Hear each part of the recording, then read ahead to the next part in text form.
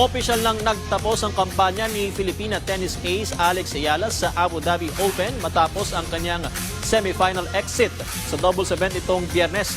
Kinapos ang Pinay tennis star kasama ang kanyang Southeast Asian partner na si Janice Chen sa kanilang semifinal match kontra kina Teresa Mihalikova at Olivia Nichols 6-4, 6-2. Nagawang makasabay ng Filipina-Indonesian tandem sa unang yugto ng laro pero hindi katagalan ay yumukod sila sa magkakasunod na break points mula sa European duo.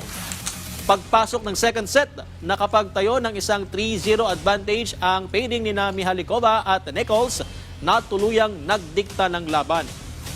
Sunod na sasabak ang 20-year-old tennis phenom ng bansa sa Qatar Open kung saan nagawa niyang mapabilang sa main draw ng naturang WTA tournament.